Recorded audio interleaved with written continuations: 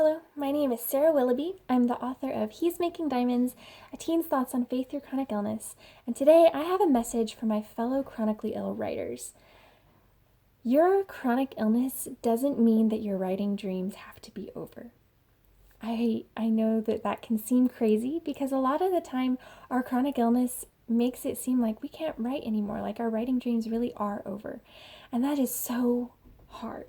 Writing is such an important part of my life. It's something I enjoy. It's something that I love getting to encourage people through. And so there have been times when I had to deal with the thought and the fact that my writing dreams might have been over. Because as a chronic illness warrior, I had brain fog, I had constant pain, I had zero energy. How in the world was I supposed to write a, a, a article, a blog post, or a book? How was I supposed to maintain a blog when I had no idea where my health was going to be in an hour or to next week at all? Forget next week.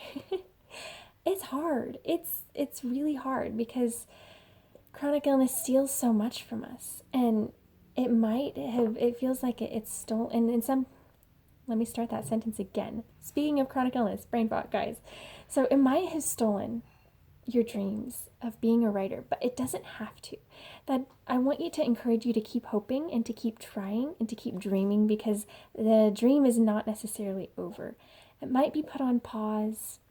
It might be put on hold, but I want you to keep trying. I want to encourage you to keep trying. Yes, there's going to come a time, maybe, when you have to step back, or when God leads you to something else. And that's been something I've been talking about with a friend recently a lot, is sometimes we have these dreams and we don't give up on them, and then they're not really what God had for us. I think of Samuel in the Bible when God told him, "How long are you going to weep over Saul?"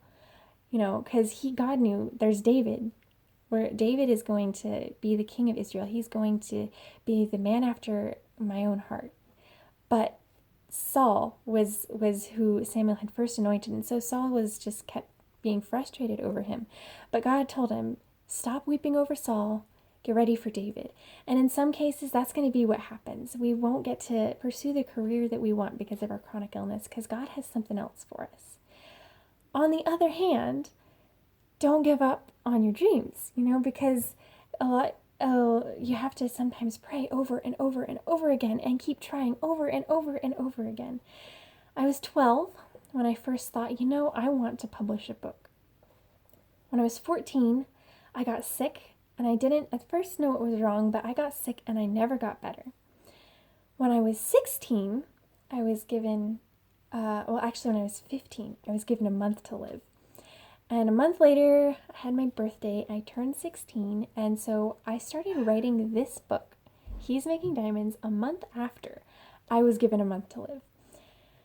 And there was honestly so many reasons this book should not have existed. Forget that. Forget the fact that I wasn't supposed to live long enough to write it.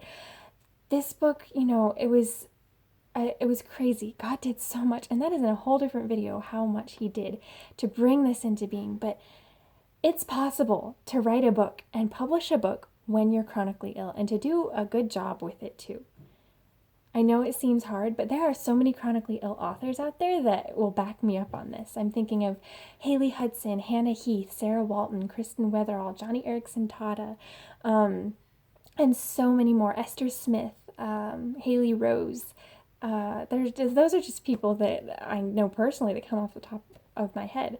But there are so many people who have written and blogs and articles and books in their chronic illness and have done a great job. And so if you are chronically ill, I want to encourage you today, don't give up on your writing dreams.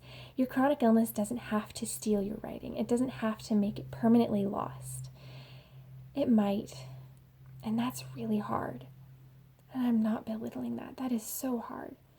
But I want to encourage you to not give up, to keep trying, okay? Don't give up. It's possible. People have done it. It's possible.